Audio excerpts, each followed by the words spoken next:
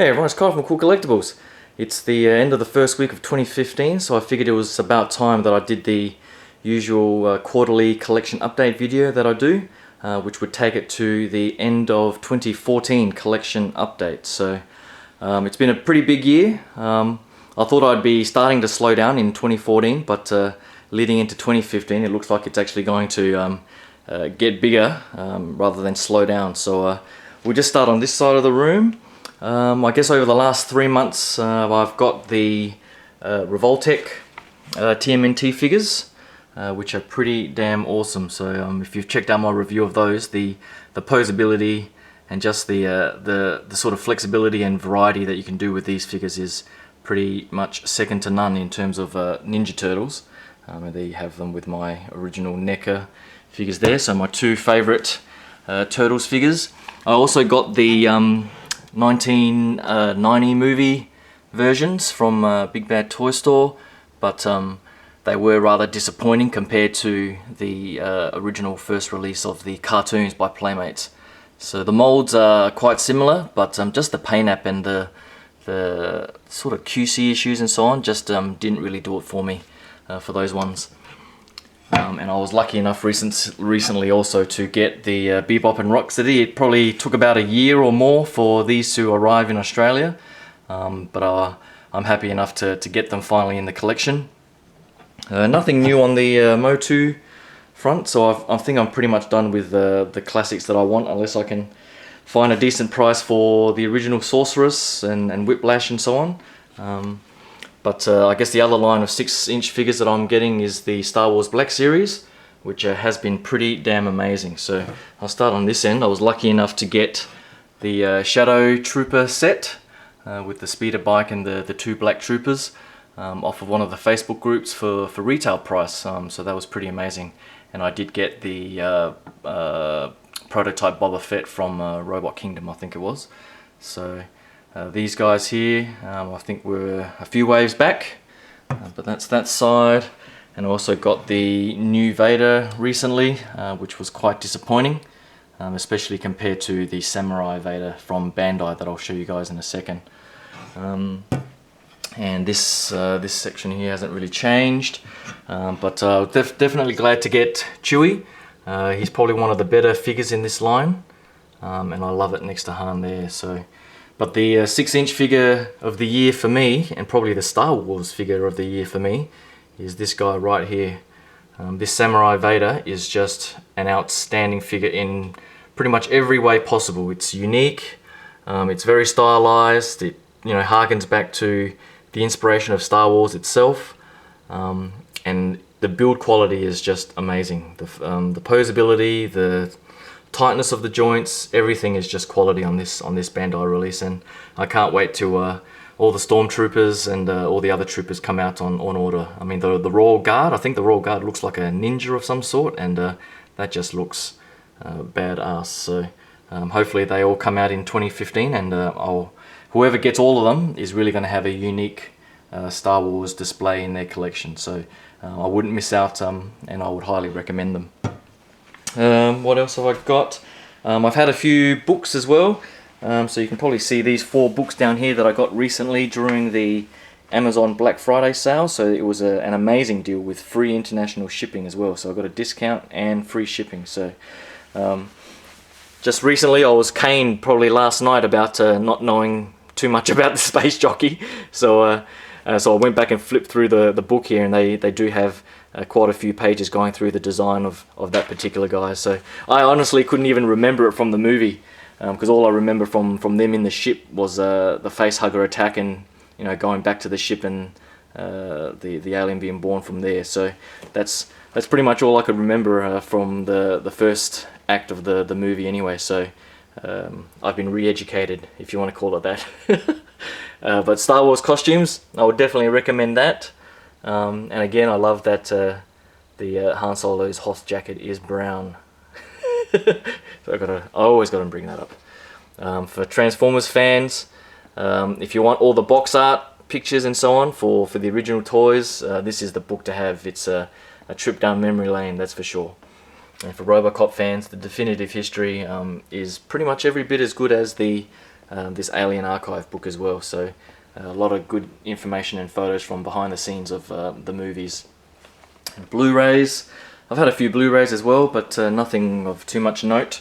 I did end up getting this Braveheart set, which I should have read the damn box, because the Australian release did not include the coin and the leather pouch and so on, which I think the international release did have.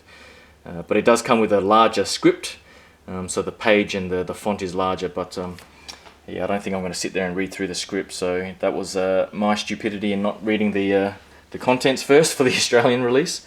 What else have I got? Guardians of the Galaxy, a few other bits and pieces here and there. On this shelf down the bottom is just all my bits and bobs, with spare parts and so on. And here are my Transformer Masterpiece coins with MP21 and 22, the latest editions, and that Bumblebee coin is just sensational. A lot of collectors say they don't really care too much for these, but now that I've got most of them from the whole line, I think the only ones I'm missing are the very rare MP8 Grimlock coin, which was only just released recently but sold out everywhere very quickly, so I'll try to get my hands on that. But these guys, I guess, are just a really nice additional collectible for fans out there, and I think they just give a really good tribute to each of the characters. So onto this side, just my standard junk pile with dioramas and so on that I need to clean up. And all of these boxes I keep for just photos. I will be ditching these once Iron Man comes out, because that was delayed. So I had a few things delayed in December, which I'll get to in a little bit.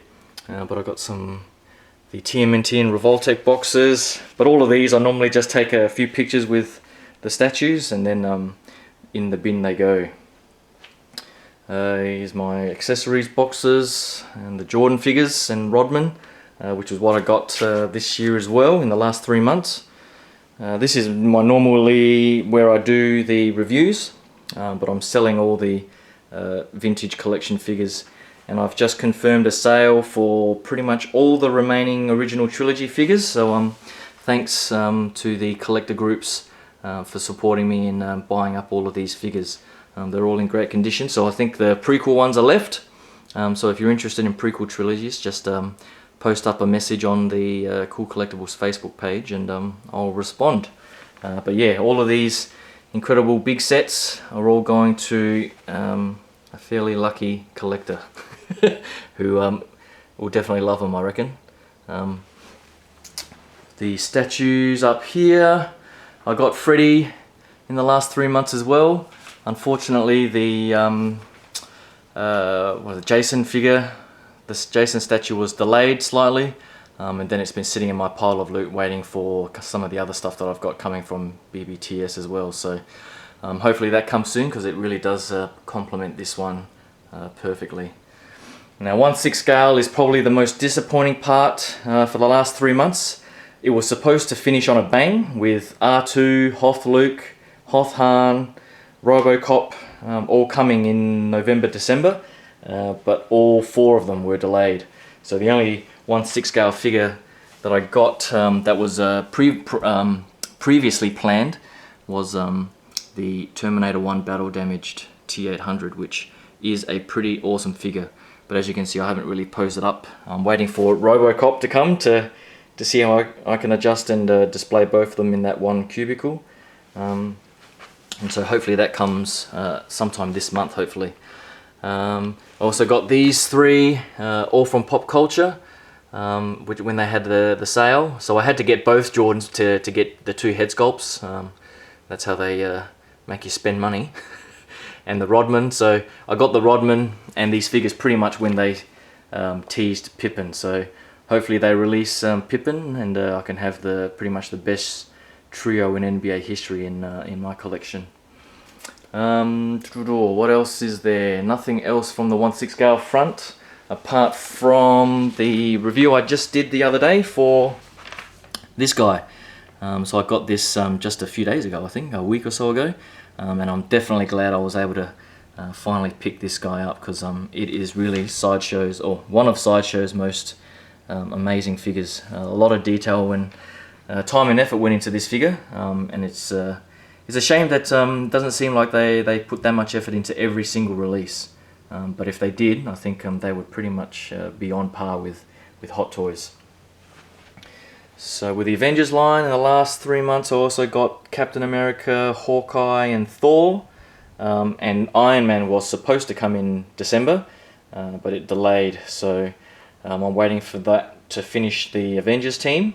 So while I'm on these statues, if anyone can help out, I've been looking for an acrylic case to keep these dust free, and I almost found one, but it was just 1 centimeter too short in one of the dimensions. So I'm looking for something that's about 22 centimeters deep and about 42 centimeters wide and maybe 30 centimeters high. So if anyone has any idea where I can get an acrylic case or something like that to display these two teams, that would be awesome, because I'm really sort of getting tired of having to dust them every couple of weeks or so. They don't get too dusty in this room, but it's still pretty painful.